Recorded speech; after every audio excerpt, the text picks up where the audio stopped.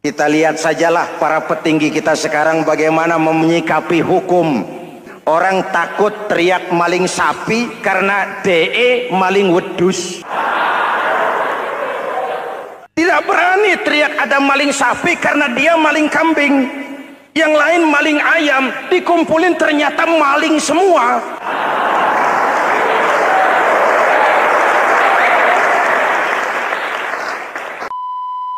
Hadirin hadirat ma'asyiral muslimin yang saya cintai, ada sebuah cerita pendek.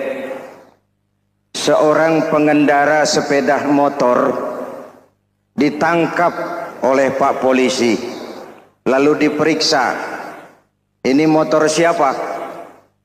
Pinjam Pak. Helm? Pinjam. SIM? Pinjam. Kata Pak Polisi, tidak boleh begini. Marah yang naik sepeda motor. Pak Polisi bagaimana? Kok tidak boleh? Yang punya saja bilang boleh.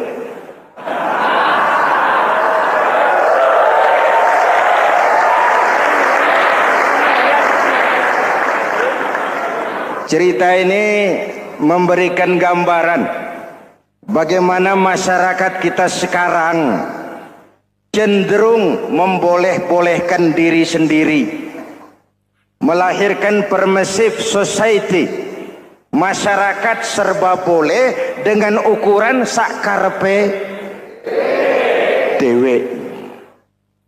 Itu sebabnya agama diturunkan.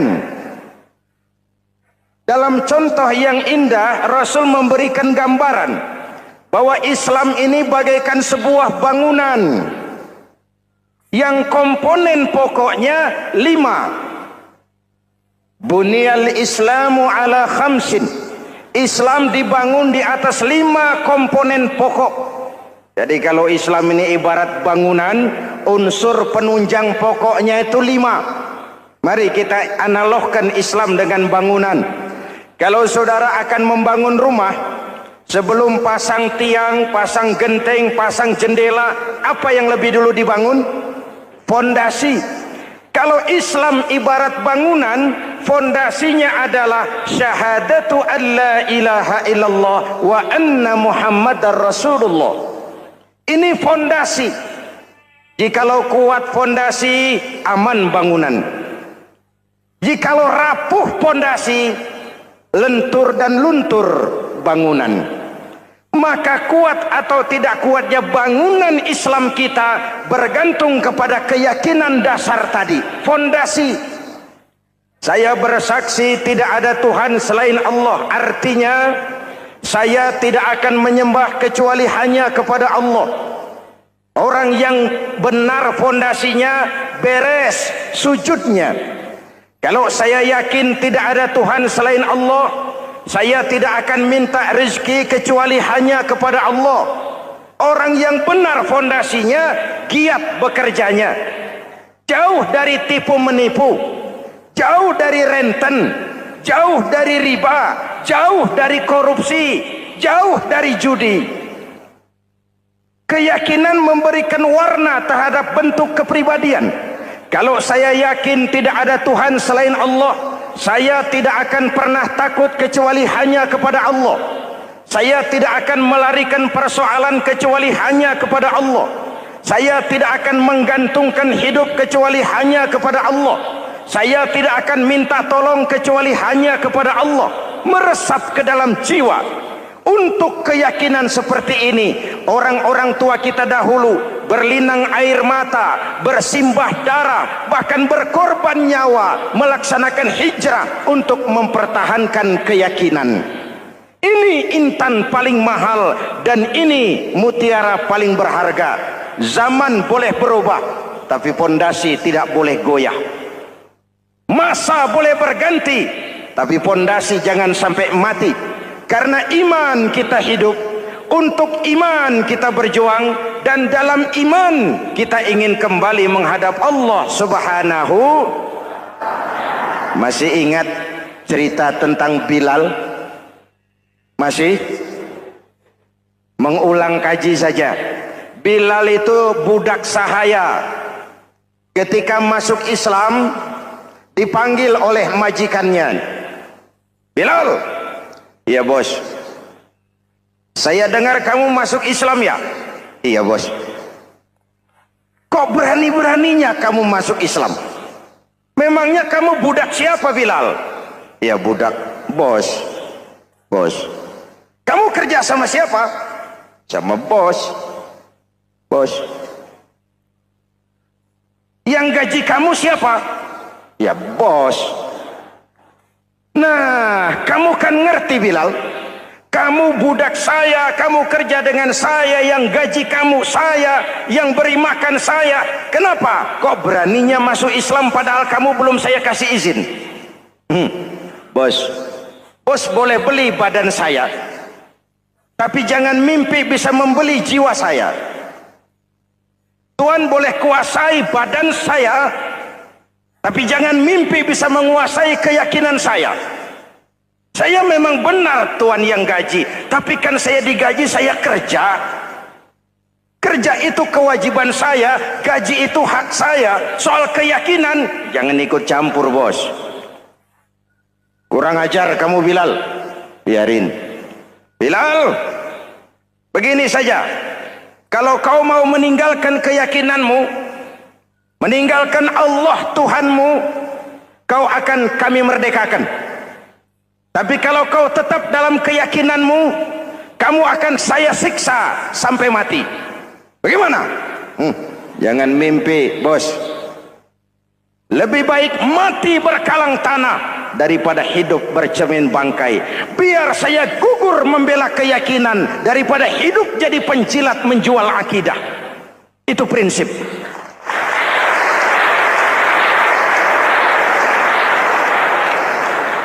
Gendeng kamu. Ayo siksa.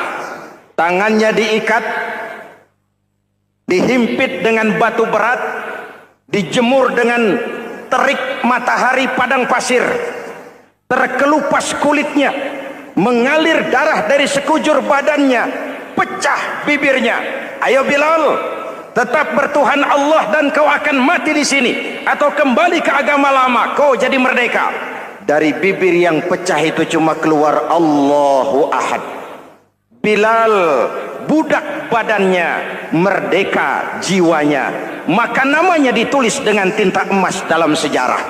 Kita zaman sekarang merdeka badan kita, tapi sering budak mental dan jiwa kita, maka sejarah tidak pernah mau mencatat kita.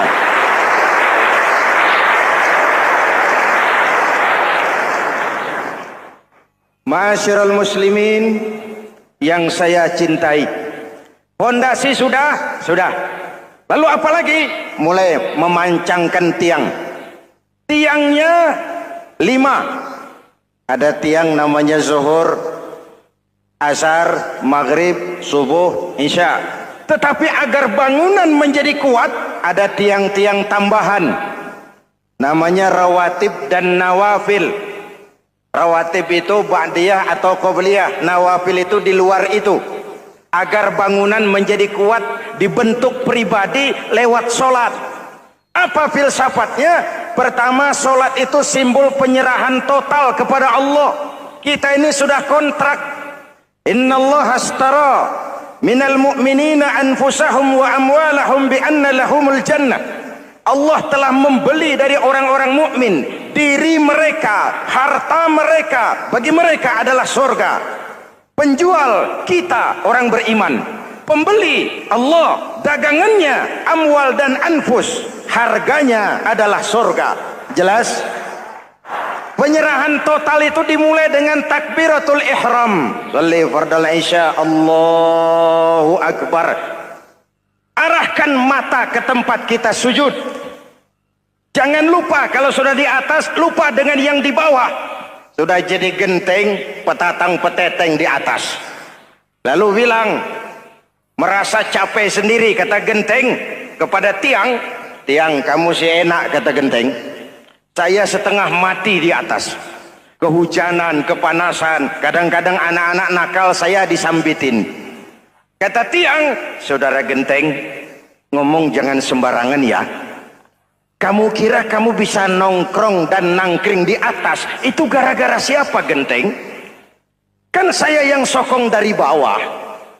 Kamu jadi pejabat tinggi, jadi anggota ini, anggota itu. Kami rakyat yang angkat. Jangan sudah di atas kami ditekan. Jangan agama dijadikan topeng untuk kepentingan pribadi. Berpolitik untuk kepentingan agama, ayo. Tapi menjual agama untuk kepentingan politik, itu yang merusak agama.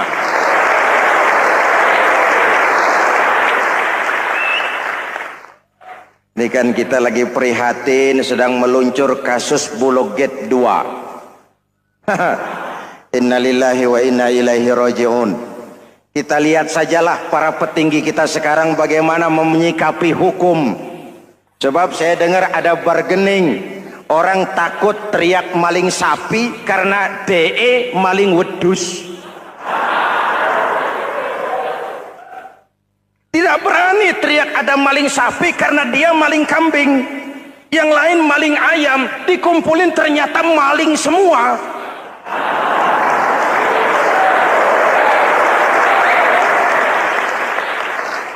Hadirin yang saya hormati, ini melukai rasa keadilan. Oleh karena itu sholat mengajarkan kepada kita dalam posisi berdiri, lihat tempat sujudmu. Jangan menteleng terus ke atas, lalu lupa dari mana kita berangkat. Itulah maknanya tawadhu, rendah hati, tidak melonjak angku dan sombong. Ada sebuah hadis Rasulullah bersabda, "Idza aradallahu biqaumin khairan." Apabila Allah menginginkan kebaikan kepada satu bangsa, apabila Allah menginginkan kebaikan kepada satu kelompok rakyat, walla alaihim khulama'uhum, maka yang naik jadi pemimpin adalah orang-orang yang santun, orang-orang yang lemah lembut, bukan orang yang menggunakan kekerasan dan tiran. Sedikit-sedikit main pecat. Itu terlambat lahir. Mestinya lahir di zaman Hitler. Mestinya lahir di zaman Benito Mussolini. Atau kalau mau lebih klasik lagi, di zaman Fir'aun. Kalau Allah menginginkan kebaikan kepada satu masyarakat, satu bangsa, satu negara, naiklah orang-orang yang santun, yang ngayomi, yang menjadi solusi dan jalan keluar untuk kepentingan rakyatnya, mampu memberikan keteladanan.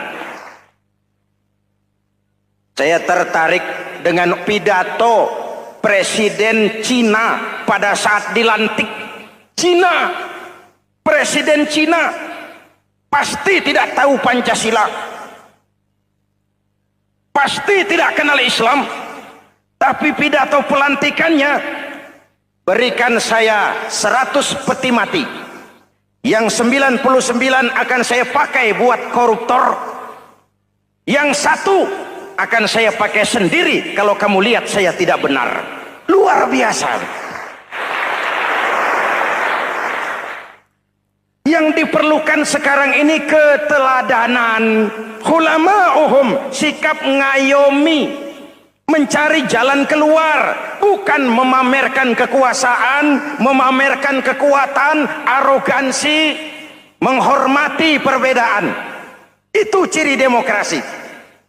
Lalu wa qada bainahum ulama'uhum, yang memutuskan hukum adalah pakarnya, ulamanya, mengambil keputusan secara profesional sehingga rakyat beroleh apa yang namanya kepastian hukum, merasa hidup terlindungi, aman dan nyaman.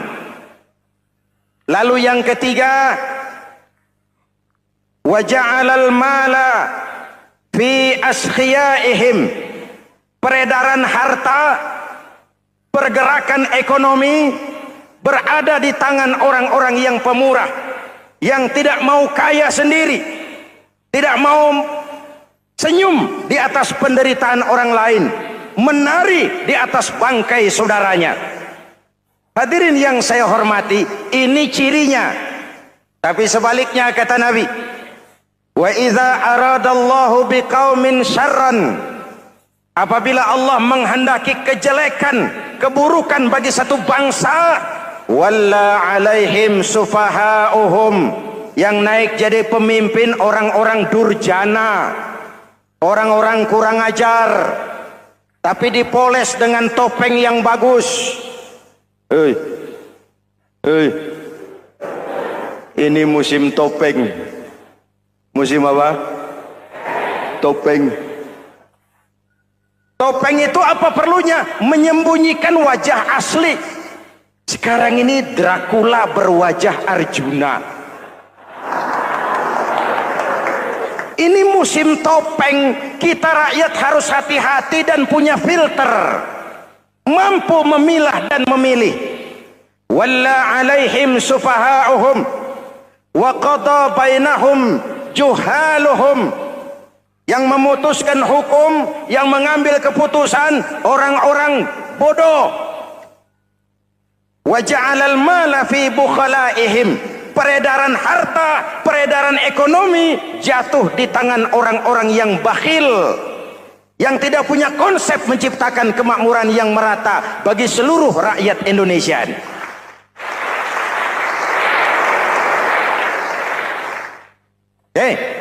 Kita kembali kepada tiang. Ini kan lagi cerita tiang tadi ya. Kalau sedang berdiri, lihat tempat sujud, jangan menteleng terus ke atas. Terserang penyakit tamak bin rakus alias serakah. Nah, selesai. Anggota badan yang paling terhormat ini kepala. Ketika sujud, sama rendahnya dengan telapak kaki. Allahu Akbar, yang besar cuma Allah. Apa bedanya saya dengan saudara? Tidak ada, kecuali saya ngomong saudara dengerin. Kita sama-sama beribadah, sama-sama mencari nilai tambah di hadapan Allah. Apa saya lebih penting dari saudara? Belum tentu. Apa saya lebih hebat dari saudara? Belum tentu. Perasaan lebih penting, lebih hebat, lebih jago setan. Jelas? Ayo tundukkan kepala. Dia sama rendahnya dengan telapak kaki kita. Yang besar cuma Allah. Allahu Akbar. Lalu diakhiri dengan menebarkan salam. Assalamualaikum warahmatullahi. Assalamualaikum warahmatullahi. Menebarkan salam, mewujudkan rasa aman, damai, bukan menimbulkan keresahan. Hadirin yang saya hormati, ini karakteristik kita. Selesai sholat, kembali ke masyarakat, ajaran salam diterjemahkan. Apa? Rasulullah sallallahu alaihi wasallam bersabda, "Ufsus salam, wasilul arham, wa at'imut ta'am, wa sallu bil laili wan nasu niyam, tadkhulul jannata bisalam." Pertama, ufsus salam, tebarkan salam. Tebarkan salam itu bukan cuma kalau ketemu orang assalamualaikum, assalamualaikum. Iya, itu zahirnya. Tetapi hidup di tengah masyarakat memberikan rasa aman, rasa damai, menjadi pengayom bagi lingkungan, menjadi rahmah bagi semesta. Dalam Islam jangankan manusia, binatang saja dilindungi kok. Betul? Betul? Coba kalau belajar istinja itu kan makruh buang air kecil di tanah yang berlubang. Kenapa? Pertama, melindungi binatang yang ada dalam lubang. Siapa tahu di lubang yang saudara kencingi ada semut sedang rapat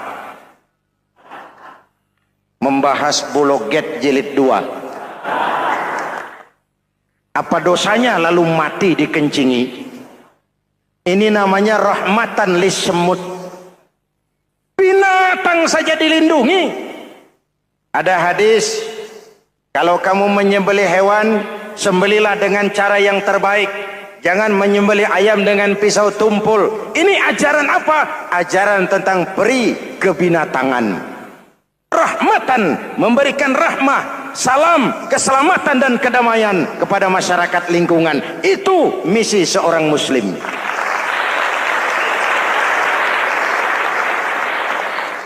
Hadirin hadirat ma'asyiral muslimin yang saya cintai, saya kembali kepada pesan Nabi tadi itu.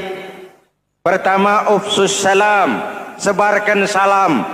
Sekarang ini kan yang banyak sebarkan isu, sebarkan fitnah, hancurkan nama baik orang, hantam orang di mana-mana. Padahal yang diajarkan ufsus salam, sebarkan perdamaian, bukan permusuhan. Cari kebenaran, bukan kemenangan. Lalu yang kedua, wasilul arham, sambungkan silaturahmi, tegakkan semangat kekeluargaan dan persaudaraan. Karena kita sudah diikat dengan tali akidah. Mari kita saling bertanya setelah lewat hari-hari yang dimana kita seperti saling berhadapan, seperti tercabut dari akar budaya kita sebagai bangsa. Semangat gotong royong, semangat kekeluargaan makin lentur dan luntur, dan perlu kita angkat kembali ke permukaan. Silul arham, sambungkan semangat silaturahmi. Wa at'imut ta'am, berikan makan orang-orang yang kelaparan, mempunyai kepekaan dan kepedulian.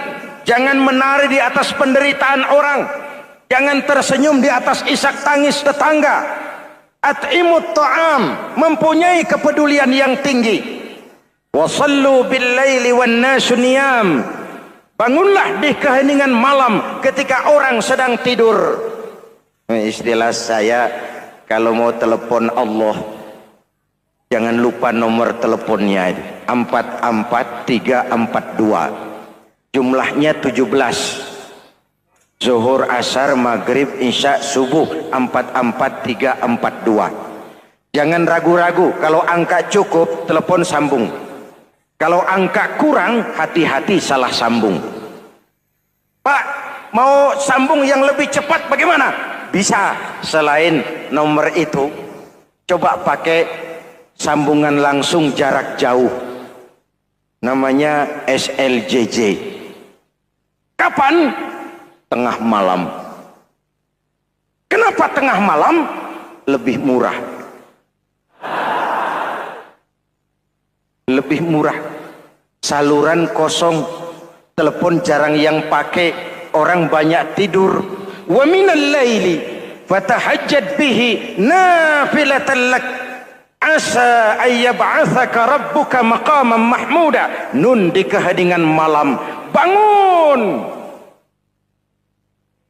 Seperti bapak-bapak, ibu-ibu sering bangun tengah malam ya Bu? Ya. Ngapain? Kalau bangun tengah malamnya sih saya percaya, cuma urusannya apa? Kira bangun tengah malam mau tahajud, malaikat sudah mau nulis, cuma buang air kecil, tidur lagi. Hampir salah tulis saya.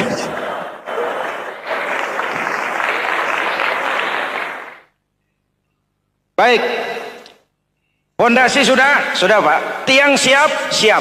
Lalu apa lagi? Nah, rumah itu supaya ada batas, perlu pagar, dinding, tembok. Yang jadi batas, dinding, tembok, puasa.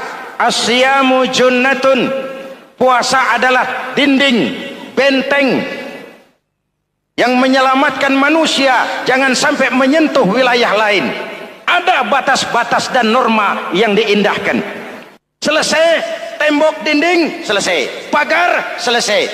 Lah rumah itu supaya bersih, kan harus ada kamar mandi, jendela, pintu, yang fungsinya membersihkan zakat. Kalau dia zakatul mal, dia bersihkan harta kita. Kalau dia zakatul fitrah, dia bersihkan jiwa kita. Kalau dia zakatul tijarah, dia bersihkan bisnis kita. Kalau dia zakatul ma'adin, dia bersihkan barang tambang kita. Karena itu dalam kitab-kitab fikih dikatakan zakat itu adalah harta yang tu'khazu min aghniyaihim wa turaddu ila fuqaraihim. Kiai Haji Zainuddin Hamidi atau dikenal sebagai Kiai Haji Zainuddin MZ. Beliau lahir pada tanggal 2 Maret 1952.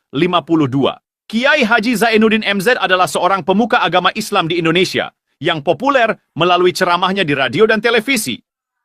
Julukannya adalah Dai Berjuta Umat, karena dakwahnya yang dapat menyentuh seluruh lapisan masyarakat.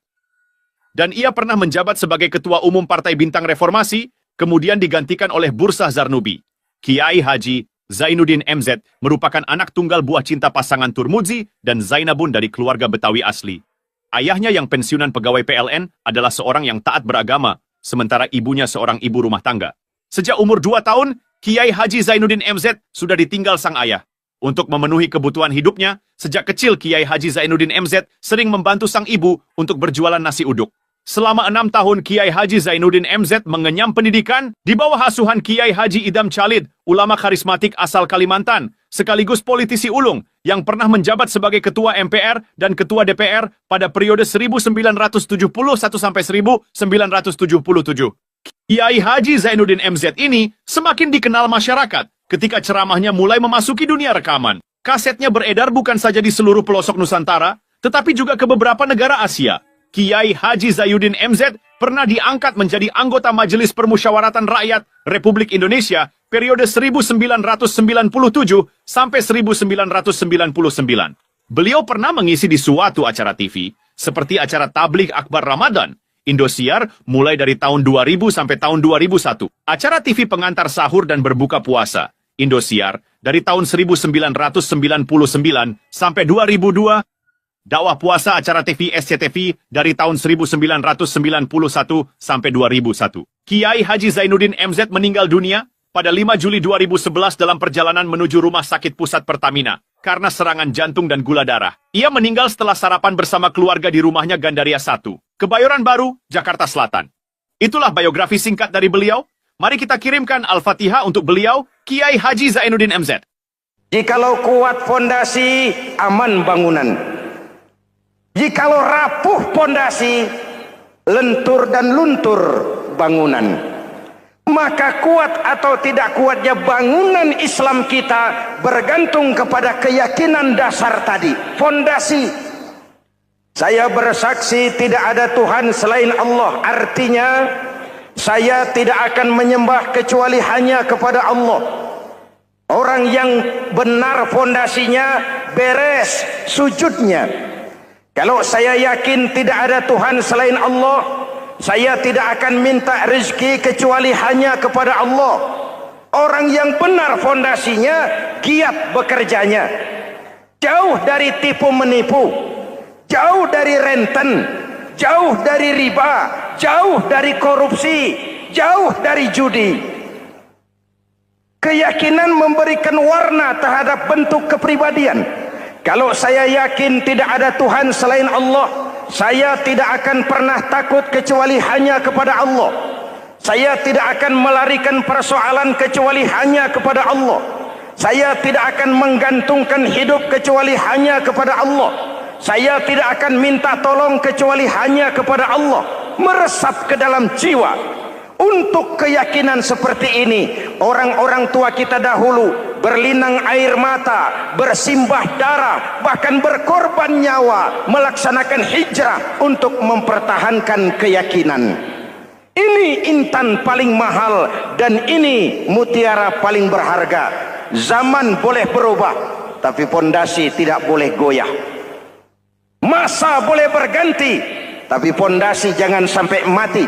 Karena iman kita hidup, untuk iman kita berjuang, dan dalam iman kita ingin kembali menghadap Allah Subhanahu. Masih ingat cerita tentang Bilal? Masih? Mengulang kaji saja. Bilal itu budak sahaya. Ketika masuk Islam, dipanggil oleh majikannya. Bilal, iya bos. Saya dengar kamu masuk Islam ya? Iya bos. Kok berani-beraninya kamu masuk Islam? Memangnya kamu budak siapa Bilal? Iya budak bos. Bos. Kamu kerja sama siapa? Sama bos. Bos. Yang gaji kamu siapa? Ya bos. Nah, kamu kan ngerti Bilal, Kamu budak saya, kamu kerja dengan saya, yang gaji kamu saya, yang beri makan saya. Kenapa? Kok beraninya masuk Islam padahal kamu belum saya kasih izin? Bos boleh beli badan saya, tapi jangan mimpi bisa membeli jiwa saya. Tuhan boleh kuasai badan saya, tapi jangan mimpi bisa menguasai keyakinan saya.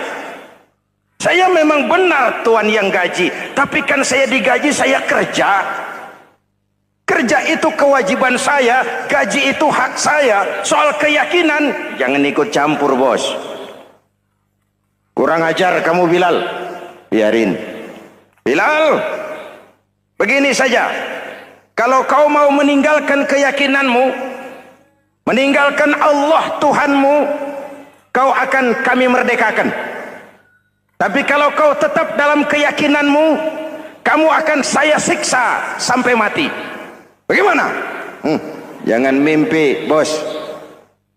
Lebih baik mati berkalang tanah daripada hidup bercermin bangkai. Biar saya gugur membela keyakinan daripada hidup jadi penjilat menjual akidah. Itu prinsip.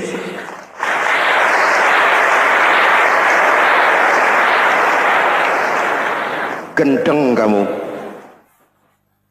Ayo, siksa. Tangannya diikat, dihimpit dengan batu berat, dijemur dengan terik matahari padang pasir, terkelupas kulitnya, mengalir darah dari sekujur badannya, pecah bibirnya. Ayo Bilal, tetap bertuhan Allah dan kau akan mati di sini, atau kembali ke agama lama, kau jadi merdeka. Dari bibir yang pecah itu cuma keluar Allahu Ahad. Bilal budak badannya, merdeka jiwanya, maka namanya ditulis dengan tinta emas dalam sejarah. Kita zaman sekarang merdeka badan kita, tapi sering budak mental dan jiwa kita, maka sejarah tidak pernah mau mencatat kita.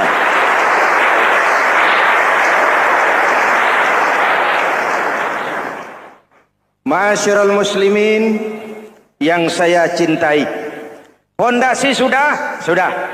Lalu apa lagi? Mulai memancangkan tiang. Tiangnya 5. Ada tiang namanya zuhur, asar, maghrib, subuh, isya. Tetapi agar bangunan menjadi kuat, ada tiang-tiang tambahan. Namanya rawatib dan nawafil. Rawatib itu ba'diyah atau qobliyah, nawafil itu di luar itu. Agar bangunan menjadi kuat, dibentuk pribadi lewat solat. Apa filsafatnya? Pertama, solat itu simbol penyerahan total kepada Allah. Kita ini sudah kontrak. Innallaha astara minal mu'minina anfusahum wa amwalahum bi anna lahumul jannah. Allah telah membeli dari orang-orang mukmin diri mereka, harta mereka, bagi mereka adalah surga. Penjual kita orang beriman, pembeli Allah, dagangannya amwal dan anfus, harganya adalah surga. Jelas? Penyerahan total itu dimulai dengan takbiratul ihram. Shalli fardal isya, Allahu akbar. Arahkan mata ke tempat kita sujud. Jangan lupa kalau sudah di atas, lupa dengan yang di bawah. Sudah jadi genteng, petatang peteteng di atas. Lalu bilang, merasa capek sendiri, kata genteng kepada tiang. Tiang, kamu sih enak, kata genteng. Saya setengah mati di atas. Kehujanan, kepanasan, kadang-kadang anak-anak nakal saya disambitin.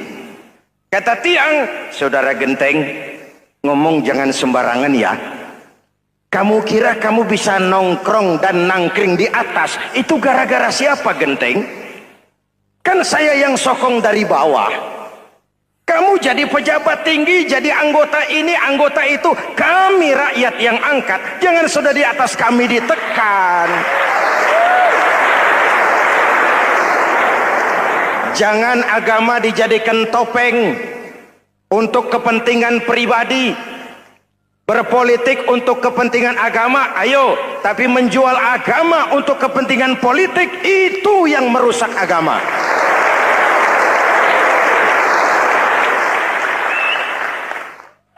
Ini kan kita lagi prihatin sedang meluncur kasus Bulog Gate 2. Innalillahi wa inna ilaihi raji'un. Kita lihat sajalah para petinggi kita sekarang bagaimana menyikapi hukum. Sebab saya dengar ada bargaining, orang takut teriak maling sapi karena DE maling wedus. Tidak berani teriak ada maling sapi karena dia maling kambing. Yang lain maling ayam, dikumpulin ternyata maling semua.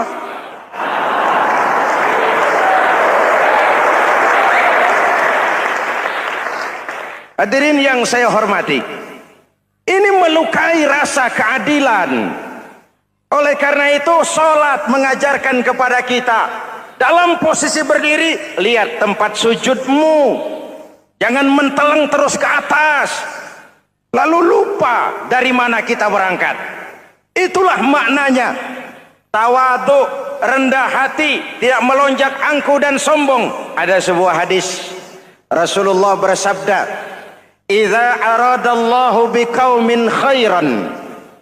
Apabila Allah menginginkan kebaikan kepada satu bangsa, apabila Allah menginginkan kebaikan kepada satu kelompok rakyat, walla alaihim hulama'uhum, maka yang naik jadi pemimpin adalah orang-orang yang santun, orang-orang yang lemah lembut, bukan orang yang menggunakan kekerasan dan tiran.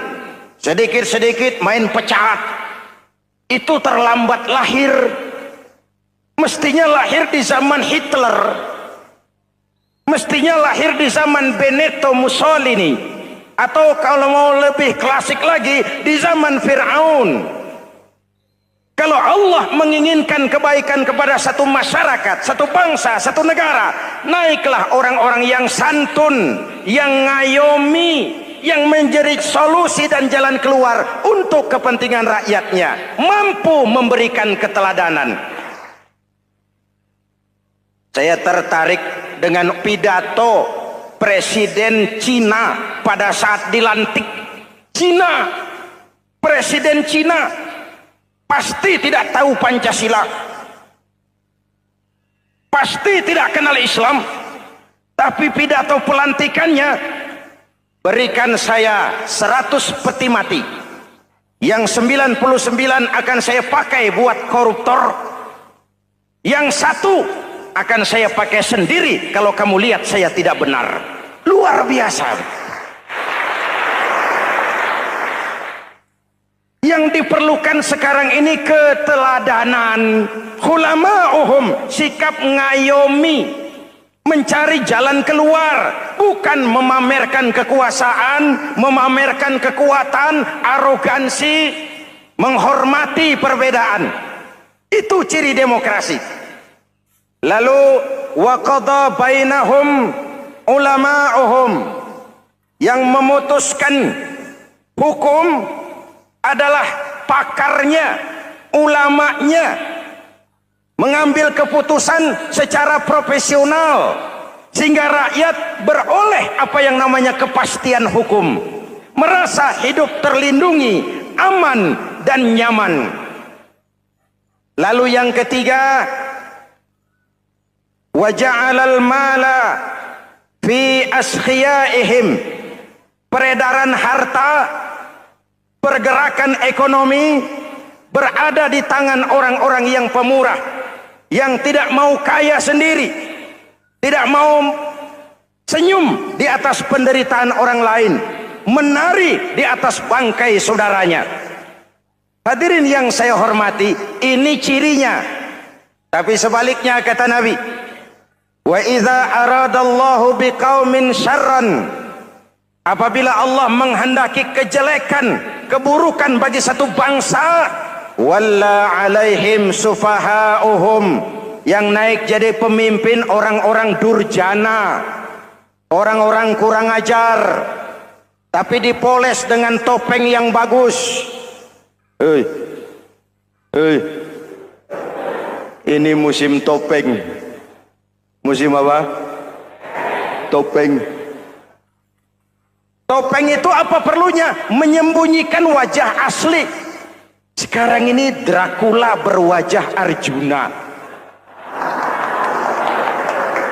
Ini musim topeng. Kita rakyat harus hati-hati dan punya filter, mampu memilah dan memilih. Walla alaihim sufaha'uhum wa qada bainahum juhaluhum.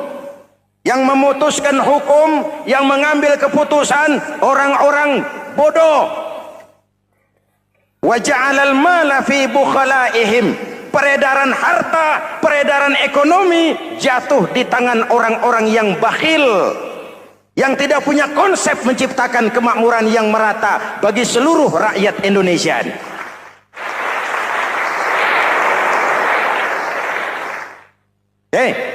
Kita kembali kepada tiang. Ini kan lagi cerita tiang tadi ya. Kalau sedang berdiri, lihat tempat sujud, jangan menteleng terus ke atas. Terserang penyakit tamak bin rakus alias serakah. Nah, selesai. Anggota badan yang paling terhormat ini kepala. Ketika sujud, sama rendahnya dengan telapak kaki. Allahu Akbar, yang besar cuma Allah. Apa bedanya saya dengan saudara? Tidak ada, kecuali saya ngomong saudara dengerin.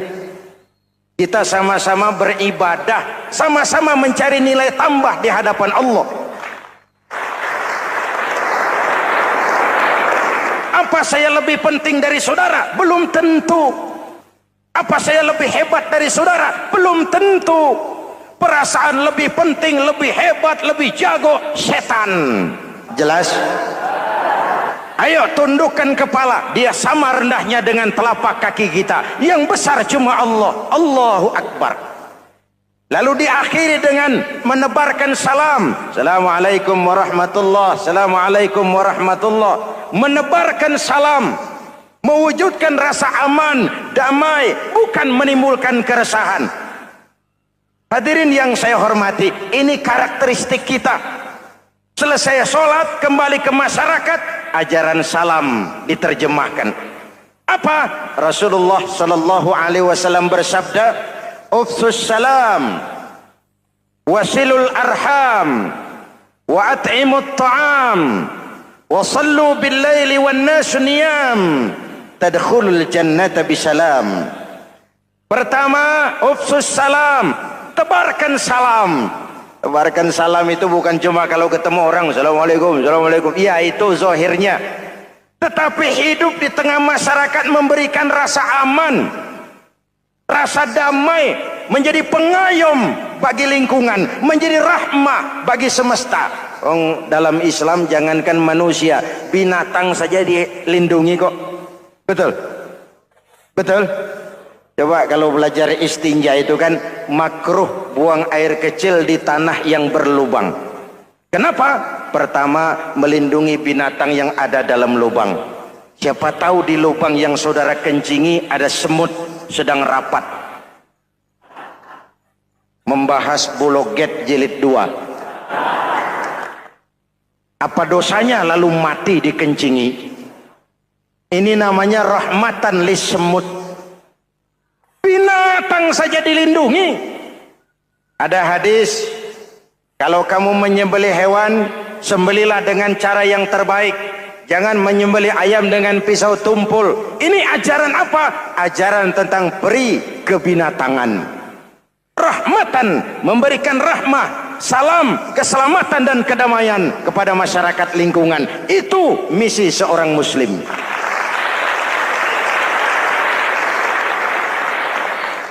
Hadirin hadirat ma'asyiral muslimin yang saya cintai.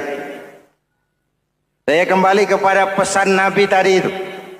Pertama, ufsus salam, sebarkan salam. Sekarang ini kan yang banyak sebarkan isu, sebarkan fitnah, hancurkan nama baik orang, hantam orang di mana-mana. Padahal yang diajarkan ufsus salam, sebarkan perdamaian, bukan permusuhan. Cari kebenaran, bukan kemenangan. Lalu yang kedua, wasilul arham, sambungkan silaturahmi, tegakkan semangat kekeluargaan dan persaudaraan. Karena kita sudah diikat dengan tali akidah. Mari kita saling bertanya setelah lewat hari-hari yang dimana kita seperti saling berhadapan, seperti tercabut dari akar budaya kita sebagai bangsa. Semangat gotong royong, semangat kekeluargaan makin lentur dan luntur, dan perlu kita angkat kembali ke permukaan. Silul arham, sambungkan semangat silaturahmi. Wa at'imut ta'am, berikan makan orang-orang yang kelaparan, mempunyai kepekaan dan kepedulian. Jangan menari di atas penderitaan orang, jangan tersenyum di atas isak tangis tetangga. At'imut ta'am, mempunyai kepedulian yang tinggi. Wasallu bil laili wan nasu niyam, bangunlah di keheningan malam ketika orang sedang tidur.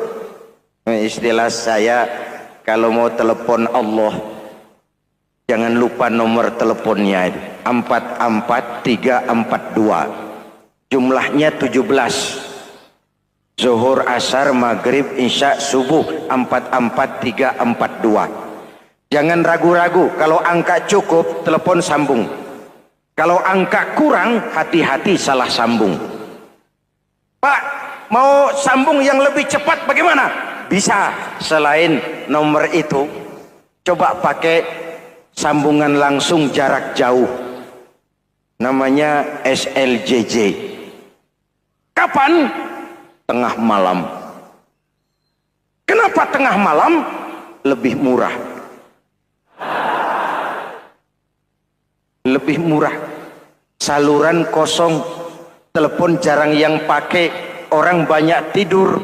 Wa minal laili fatahajjad bihi nafilatan lak asa ayyab'atsaka rabbuka maqaman mahmuda. Nun di keheningan malam, bangun. Seperti bapak-bapak, ibu-ibu sering bangun tengah malam ya Bu? Ya.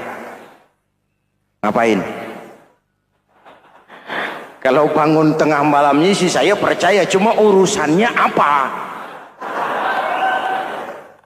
Kira bangun tengah malam mau tahajud, malaikat sudah mau nulis, cuma buang air kecil, tidur lagi. Hampir salah tulis saya.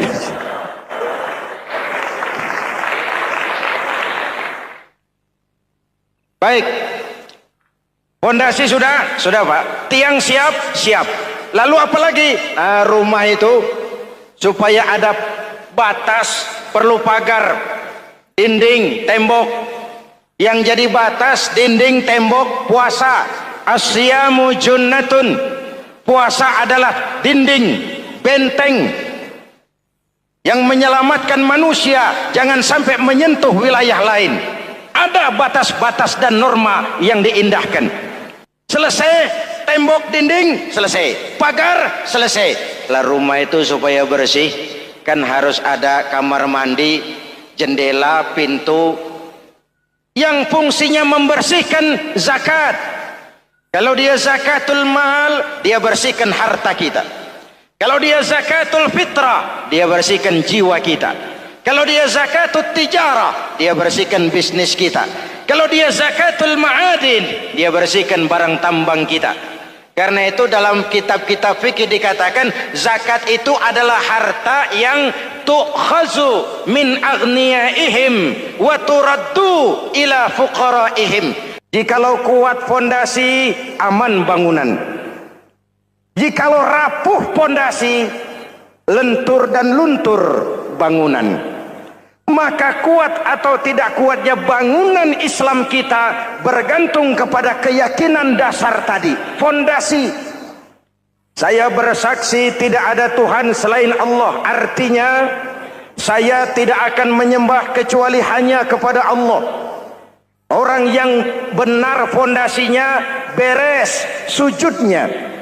Kalau saya yakin tidak ada Tuhan selain Allah, saya tidak akan minta rezeki kecuali hanya kepada Allah. Orang yang benar fondasinya, giat bekerjanya, jauh dari tipu menipu, jauh dari renten, jauh dari riba, jauh dari korupsi, jauh dari judi. Keyakinan memberikan warna terhadap bentuk kepribadian. Kalau saya yakin tidak ada Tuhan selain Allah, saya tidak akan pernah takut kecuali hanya kepada Allah. Saya tidak akan melarikan persoalan kecuali hanya kepada Allah. Saya tidak akan menggantungkan hidup kecuali hanya kepada Allah. Saya tidak akan minta tolong kecuali hanya kepada Allah. Meresap ke dalam jiwa. Untuk keyakinan seperti ini, orang-orang tua kita dahulu berlinang air mata, bersimbah darah, bahkan berkorban nyawa, melaksanakan hijrah untuk mempertahankan keyakinan. Ini intan paling mahal dan ini mutiara paling berharga. Zaman boleh berubah, tapi pondasi tidak boleh goyah. Masa boleh berganti, tapi pondasi jangan sampai mati. Karena iman kita hidup, untuk iman kita berjuang, dan dalam iman kita ingin kembali menghadap Allah Subhanahu. Masih ingat cerita tentang Bilal? Masih? Mengulang kaji saja. Bilal itu budak sahaya. Ketika masuk Islam, dipanggil oleh majikannya. Bilal, iya bos. Saya dengar kamu masuk Islam ya? Iya bos. Kok berani-beraninya kamu masuk Islam? Memangnya kamu budak siapa Bilal? Iya budak bos. Bos. Kamu kerja sama siapa? Sama bos. Bos. Yang gaji kamu siapa? Ya bos. Nah, kamu kan ngerti Bilal, kamu budak saya, kamu kerja dengan saya, yang gaji kamu saya, yang beri makan saya. Kenapa? Kok beraninya masuk Islam padahal kamu belum saya kasih izin? Bos, bos boleh beli badan saya, tapi jangan mimpi bisa membeli jiwa saya. Tuhan boleh kuasai badan saya, tapi jangan mimpi bisa menguasai keyakinan saya. Saya memang benar Tuhan yang gaji, tapi kan saya digaji, saya kerja. Kerja itu kewajiban saya, gaji itu hak saya. Soal keyakinan, jangan ikut campur bos. Kurang ajar kamu Bilal. Biarin. Bilal, begini saja. Kalau kau mau meninggalkan keyakinanmu, meninggalkan Allah Tuhanmu, kau akan kami merdekakan. Tapi kalau kau tetap dalam keyakinanmu, kamu akan saya siksa sampai mati. Bagaimana? Jangan mimpi bos. Lebih baik mati berkalang tanah daripada hidup bercermin bangkai. Biar saya gugur membela keyakinan daripada hidup jadi penjilat menjual akidah. Itu prinsip.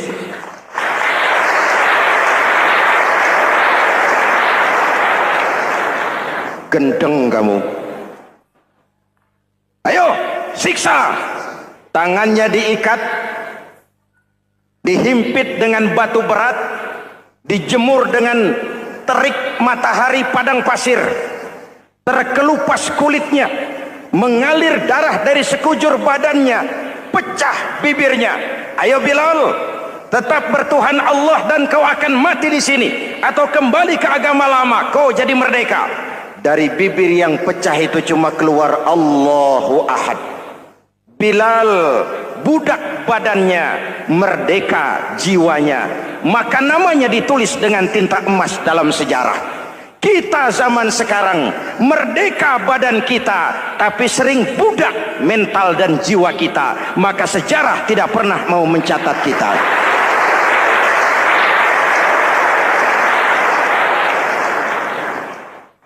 Masyarul muslimin yang saya cintai, fondasi sudah. Lalu apa lagi? Mulai memancangkan tiang. Tiangnya 5. Ada tiang namanya zuhur, asar, maghrib, subuh, isya. Tetapi agar bangunan menjadi kuat, ada tiang-tiang tambahan. Namanya rawatib dan nawafil. Rawatib itu ba'diyah atau qobliyah, nawafil itu di luar itu. agar bangunan menjadi kuat dibentuk pribadi lewat sholat. Apa filsafatnya? Pertama, sholat itu simbol penyerahan total kepada Allah. Kita ini sudah kontrak. Innallaha astara minal mu'minina anfusahum wa amwalahum bi anna lahumul jannah. Allah telah membeli dari orang-orang mukmin diri mereka, harta mereka, bagi mereka adalah surga. Penjual kita orang beriman, pembeli Allah, dagangannya amwal dan anfus, harganya adalah surga. Jelas? Penyerahan total itu dimulai dengan takbiratul ihram. Shalli fardal isya, Allahu akbar. Arahkan mata ke tempat kita sujud. Jangan lupa kalau sudah di atas, lupa dengan yang di bawah. Sudah jadi genteng, petatang peteteng di atas. Lalu bilang, merasa capek sendiri, kata genteng kepada tiang. Tiang, kamu sih enak, kata genteng. Saya setengah mati di atas.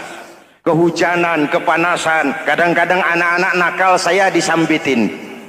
Kata tiang, saudara genteng, ngomong jangan sembarangan ya. Kamu kira kamu bisa nongkrong dan nangkring di atas, itu gara-gara siapa genteng? Kan saya yang sokong dari bawah. Kamu jadi pejabat tinggi, jadi anggota ini, anggota itu. Kami rakyat yang angkat. Jangan sudah di atas kami ditekan. Jangan agama dijadikan topeng untuk kepentingan pribadi. Berpolitik untuk kepentingan agama, ayo. Tapi menjual agama untuk kepentingan politik, itu yang merusak agama.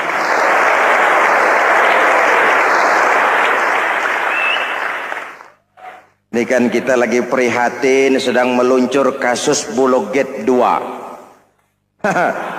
Innalillahi wa inna ilaihi raji'un. Kita lihat sajalah para petinggi kita sekarang bagaimana menyikapi hukum. Sebab saya dengar ada bargaining. Orang takut teriak maling sapi karena DE maling wedus. Tidak berani teriak ada maling sapi karena dia maling kambing. Yang lain maling ayam, dikumpulin ternyata maling semua.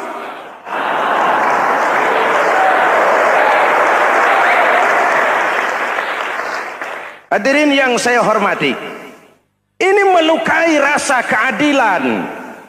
Oleh karena itu sholat mengajarkan kepada kita, dalam posisi berdiri, lihat tempat sujudmu.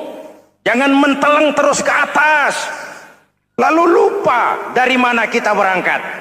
Itulah maknanya tawadhu, rendah hati, tidak melonjak angku dan sombong. Ada sebuah hadis Rasulullah bersabda, "Idza aradallahu biqaumin khairan." Apabila Allah menginginkan kebaikan kepada satu bangsa, apabila Allah menginginkan kebaikan kepada satu kelompok rakyat, walla alaihim hulama'uhum, maka yang naik jadi pemimpin adalah orang-orang yang santun, orang-orang yang lemah lembut, bukan orang yang menggunakan kekerasan dan tiran. Sedikit-sedikit main pecat, itu terlambat lahir. Mestinya lahir di zaman Hitler, mestinya lahir di zaman Benito Mussolini, atau kalau mau lebih klasik lagi di zaman Fir'aun. Kalau Allah menginginkan kebaikan kepada satu masyarakat, satu bangsa, satu negara, naiklah orang-orang yang santun, yang ngayomi, yang menjadi solusi dan jalan keluar untuk kepentingan rakyatnya, mampu memberikan keteladanan.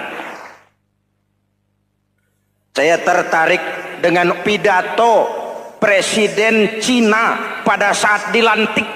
Cina, Presiden Cina pasti tidak tahu Pancasila, pasti tidak kenal Islam, tapi pidato pelantikannya, berikan saya 100 peti mati, yang 99 akan saya pakai buat koruptor, yang satu akan saya pakai sendiri kalau kamu lihat saya tidak benar. Luar biasa. Yang diperlukan sekarang ini keteladanan. Hulama'uhum, sikap ngayomi, mencari jalan keluar, bukan memamerkan kekuasaan, memamerkan kekuatan, arogansi, menghormati perbedaan. Itu ciri demokrasi.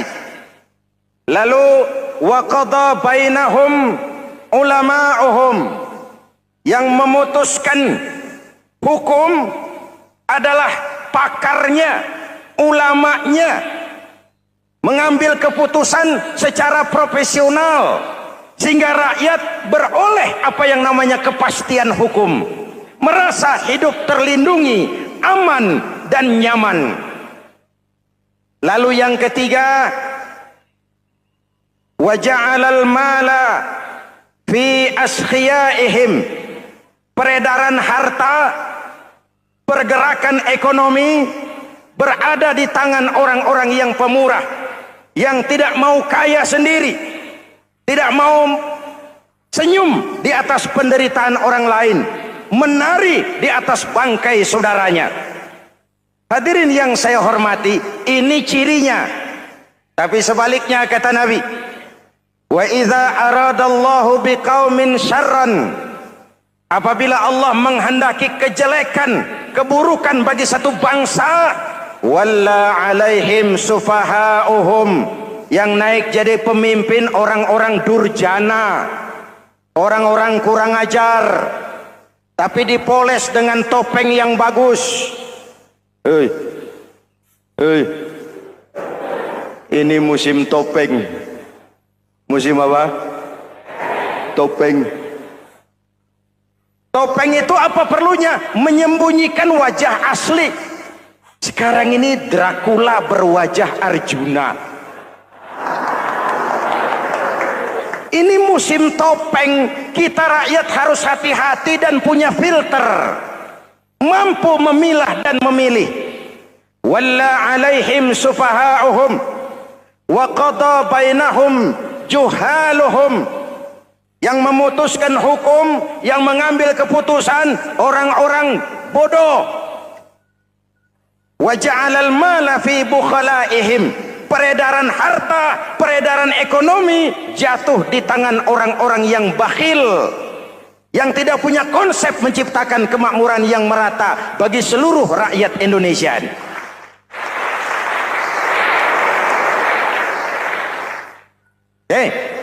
Kita kembali kepada tiang. Ini kan lagi cerita tiang tadi ya. Kalau sedang berdiri, lihat tempat sujud, jangan menteleng terus ke atas. Terserang penyakit tamak bin rakus alias serakah. Nah, selesai. Anggota badan yang paling terhormat ini kepala. Ketika sujud, sama rendahnya dengan telapak kaki. Allahu Akbar, yang besar cuma Allah. Apa bedanya saya dengan saudara? Tidak ada, kecuali saya ngomong saudara dengerin. Kita sama-sama beribadah, sama-sama mencari nilai tambah di hadapan Allah. Apa saya lebih penting dari saudara? Belum tentu. Apa saya lebih hebat dari saudara? Belum tentu. Perasaan lebih penting, lebih hebat, lebih jago setan. Jelas? Ayo tundukkan kepala, dia sama rendahnya dengan telapak kaki kita. Yang besar cuma Allah. Allahu Akbar. Lalu diakhiri dengan menebarkan salam. Assalamualaikum warahmatullah. Assalamualaikum warahmatullah. Menebarkan salam, mewujudkan rasa aman, damai, bukan menimbulkan keresahan. Hadirin yang saya hormati, ini karakteristik kita. Selesai sholat, kembali ke masyarakat, ajaran salam diterjemahkan. Apa? Rasulullah sallallahu alaihi wasallam bersabda, "Ufsus salam, wasilul arham, wa at'imut ta'am, wa sallu bil laili wan nas niyam."